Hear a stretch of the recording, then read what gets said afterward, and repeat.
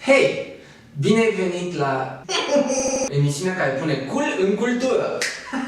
Invitatul meu de astăzi este un monstru sacru al artei autohtone, domnul Daniel Marian Mocanu, care arată exact așa. Domnule Mocanu, ce caz... În primul rând, vreau să vă zic că îmi pronunțați greșit numele. Se scrie Mocanu, dar se citește tata la muzică, poezie și artă în general, adevărat.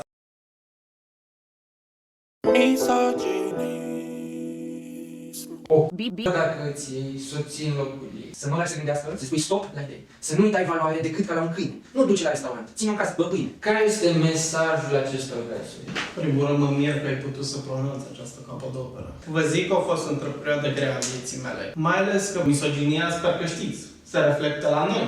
Nu femeile sunt problema.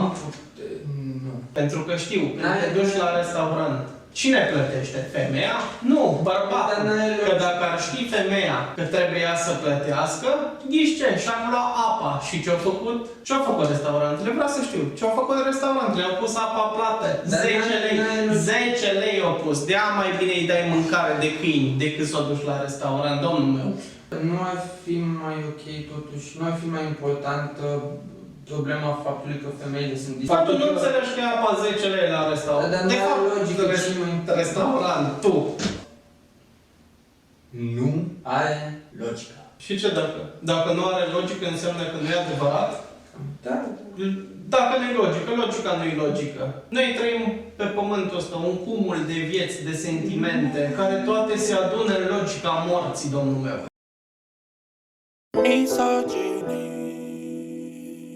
Dumneavoastră sunteți un creștin convins, toată lumea știe asta. Aveți tatuat pe piept tabloul, celebrul tablou al lui Leonardo da Vinci, Cina cel de taină. Așa este. Și dacă tot credeți că lui... N-am terminat, domnule. Dacă tot m-ați întrebat, că știu unde eu vreau să dau în exclusivitate. Domnule, credeți că lui Leonardo da Vinci ar fi plăcut manelele? Până la urmă, trebuie să recunoaștem, îl chema Leonardo de la Vinci.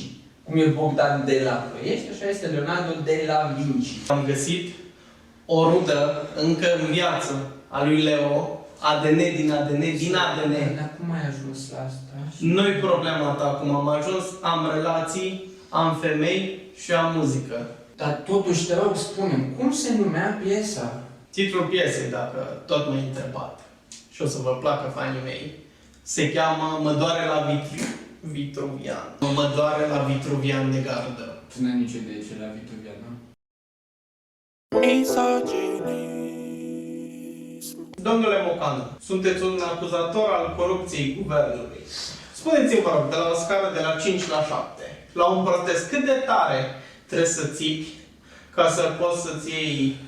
Eu pun întrebările. Da, numai ca să... Eu pun întrebările. Ca să știe lumea pe Instagram că ești om bun, că țipi tare la... Eu pun întrebările. Ok.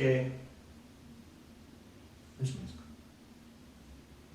Ți-a plăcut ai frumos scris. Bă, da, foarte drăguțe și cu E de la Evo. Evo, adevărat, știi că e Dani Mocanu? Care cu manelele și cu... Bă, am făcut. Da, și mișto cu cantități de alea, cărți, Dani Mocanu. Da. Domnule, tată la...